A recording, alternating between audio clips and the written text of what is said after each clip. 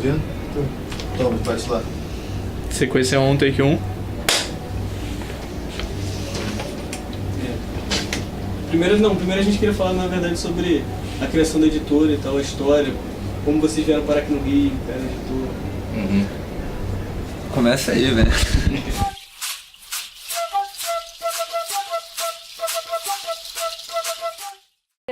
Eu sempre li literatura de ficção desde nova, estava em contato com muita gente que escrevia, que eu achava que era boa, e fui vendo também que o mercado editorial estava se transformando, que tinham pequenas editoras que estavam surgindo, possibilitadas pelas novas tecnologias, gráfica digital que permitia a impressão de pequenas tiragens.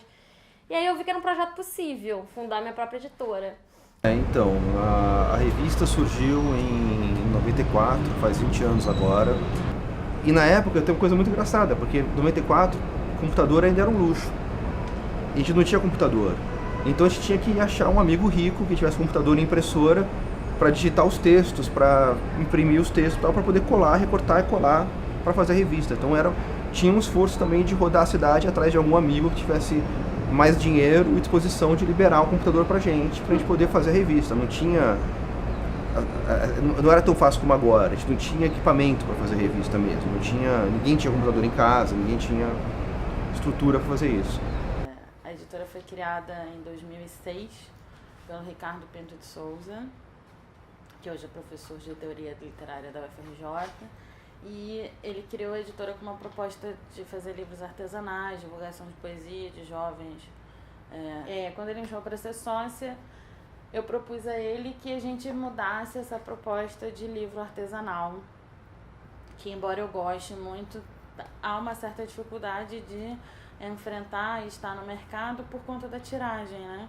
Para você começar hoje, e quando eu falo começar, é começar mesmo, uma proposta de distribuição para você estar na livraria, etc. Então você precisa ter no mínimo 500 exemplares.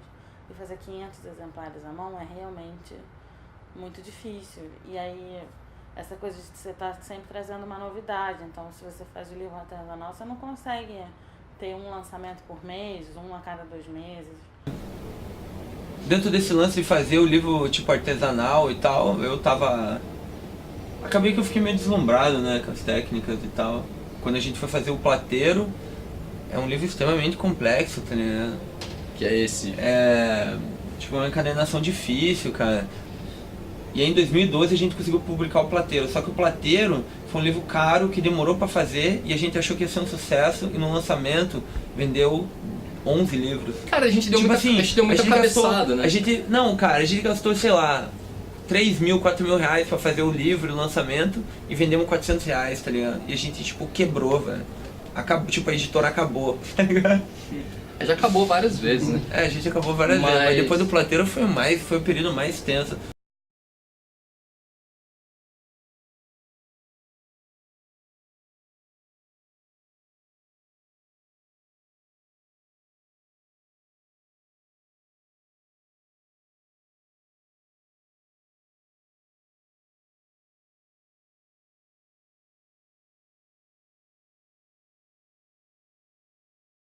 Azul quer dizer muitas coisas, mas entre elas é uma expressão para inquietação. Esse cara é um azul, uma pessoa muito inquieta, uma pessoa que faz muita coisa, que daí trouxe esse nome para a revista. Quando a revista surgiu algumas ideias por trás da publicação. Uma delas era trazer à tona, trazer de volta para nossa geração uma série de autores que eram referências nossas, que estavam muito fora da mídia, estavam fora de catálogo, estavam fora das livrarias, e que a gente sentia que ou a gente trazia pela nossa vontade, por nossos esforços, ou não teria como compartilhar deles com nossos companheiros de geração. Então você tinha essa preocupação, o que eu acho que foi um ponto importante para a editora, que eu sempre falei, desde o começo a gente falava sobre isso, que era uma questão didática da Zog, uma questão de formar, de certa forma, informar a geração sobre esses autores, e depois ela retoma já se pensando mais profissional, ela vai virar editora como uma consequência natural desse segundo momento, 99. Hoje, por que o nome? Cozinha Experimental? Então, o nome é outra parada. A primeira vez que a gente pensou em fazer editora, surgiu esse nome, porque o nome inteiro era Cozinha Experimental Escritos Indigestos, tá ligado? Esse era o nome da editora. Aí quando eu mandei pro Marcelo, falei, pô, vamos fazer dele. Não, velho, tira o Escritos Indigestos, vamos publicar um livro. Escritos Indigestos não vai rolar. Ele, porra, não, deixa o nome. Aí a gente pensou em outros nomes que não vem nem o caso, assim, mas daí ficou. Foi tipo, na época do Lá, quando terminou, que a gente pensou em, foi o primeiro nome que surgiu. A gente achou a ideia boa, porque, pô, cozinha é um lugar que e era uma coisa de... você reúne pra... e era uma pira de pra amizade. fazer coisa legal né? com um amigo e tal. E como ainda é esse perfil da editora, de ser uma coisa meio familiar, assim, só os amigos, tanto que todos os livros que a gente faz, sempre essa oficininha aqui fica, pô, cheia de amigo que ajuda, porque a gente precisa cumprir os prazos de lançamento. Cara, coisa. a gente basicamente Então, funciona, né? É meio que pela uma cozinha. força dos nossos Sem amigos. falar que ultimamente a gente tem se reunido também pra fazer cerveja e embutidos e coisas do tipo, então agora tá cozinha mesmo. Eu trabalhando em casa, só que a ideia desde sempre era ter um espaço onde os lançamentos pudessem acontecer pra gente não ter que pagar percentual pra livraria, né? Que eu acho que toda editora de porte pequeno precisa ter essa cabeça.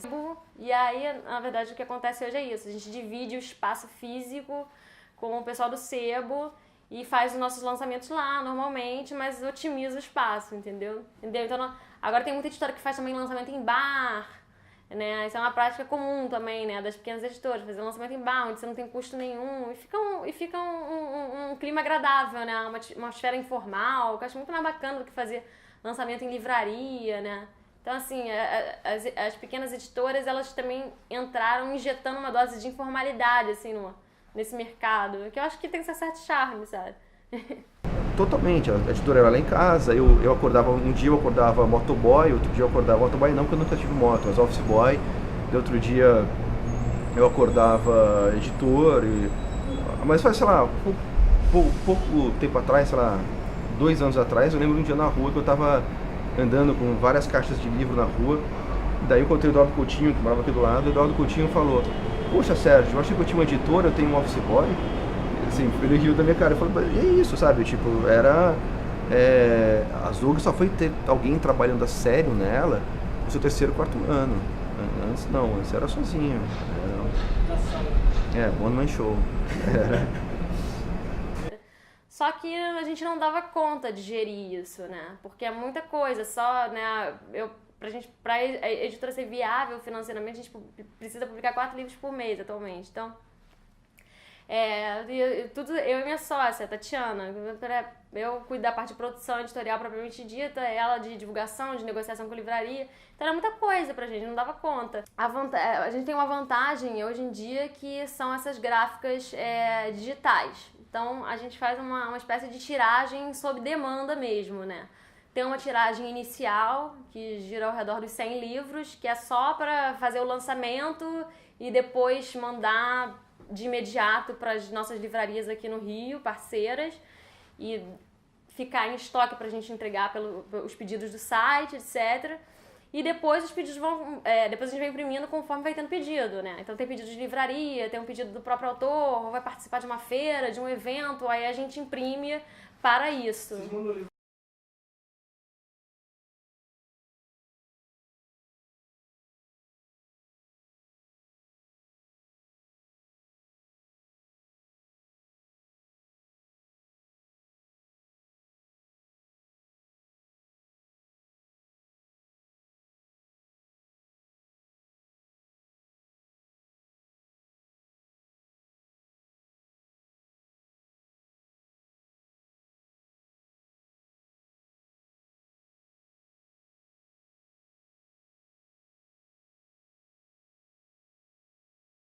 E eu acho que a gente consegue não disputar com editoras grandes, mas a editora pequena ela tem um papel de ser uma plataforma mesmo de lançamento, assim. Tem escritores que começaram com a gente e que agora estão na busca de ser publicado por umas editoras maiores, e eu torço por eles, sabe? Porque eu acho que foi importante eles passarem por aqui e mais adiante conseguir uma editora que tenha uma estrutura para poder fazer o que eles precisam agora nesse segundo momento, entendeu?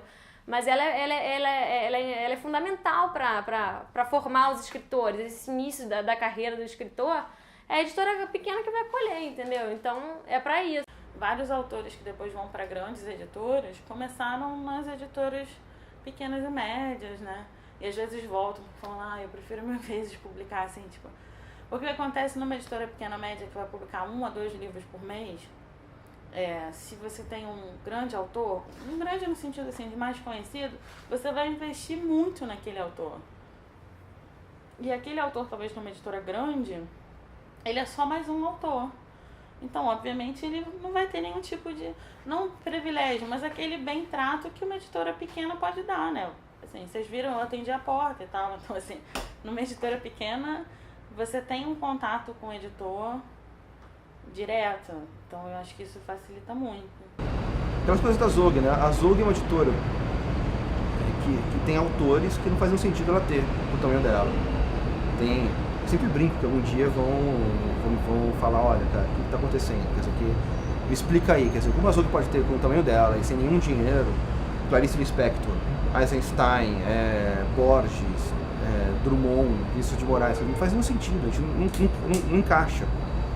É meio uma coisa meio alucinada, sabe? Tipo, tem uma coisa meio, tipo, a gente foi conseguindo sem saber direito como e foi fazendo e vai rolando.